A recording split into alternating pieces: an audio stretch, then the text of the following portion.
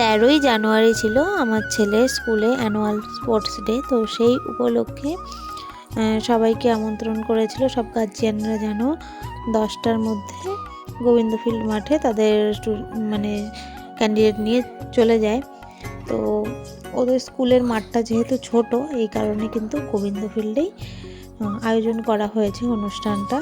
তো আমরা তো 10টা থেকে 10:30টার মধ্যে চলে গেছি সবাই, কিন্তু গিয়ে দেখছি তখনও অর্ধেকের বেশি লোক কিন্তু তখনও আসেনি। মানে বাঙালির বলে না, টাইম সবসময় লেটেই চলে। তো 10:30টার জায়গায় সেখানে 11:30টায় খেলা আরম্ভ হয়েছিল।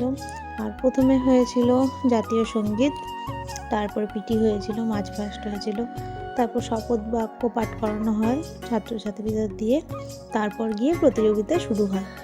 তো নার্সারি থেকে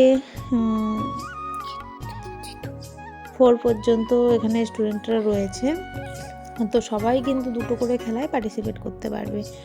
আর এখানে কিন্তু স্যাররাই সিলেক্ট করে দিচ্ছে কে কোন খেলায় খেলবে, নিজেরা কিন্তু এখানে সিলেক্ট করার কোনো ধরনের ব্যাপার নেই, অপশান নেই। তো আমার ছেলেও দুটো খেলায় আছে, একটা আছে 75 মিটার রেস আর একটা আছে মানে ফ্রগ রেস। তো এই দুটো রেসে ছেলে আছে।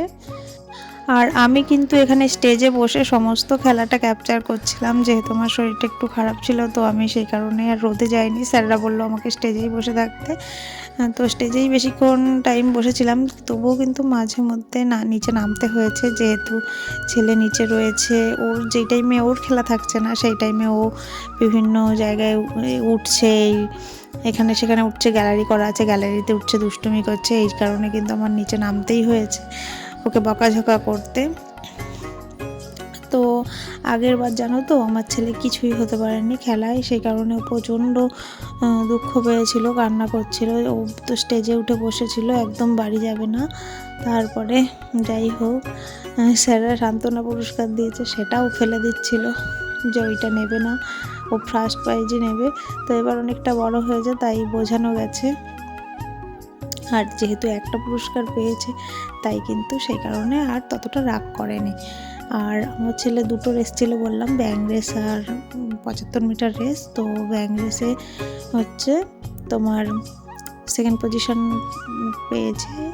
এছাড়াও কিন্তু স্টুডেন্ট মানে গার্জিয়ানদের জন্য এখানে রেস ছিল 100 মিটার রেস। আর 100 মিটার রেসে জানো তো, এই যে দৌড়াচ্ছে হলুদ চুড়িদার পরা আর এই যে সবুজ চুড়িদার পরা, এই দুজনই 4 বছর ধরে ওরা কন্টিনিউ ফার্স্ট সেকেন্ড হয়ে আসছে।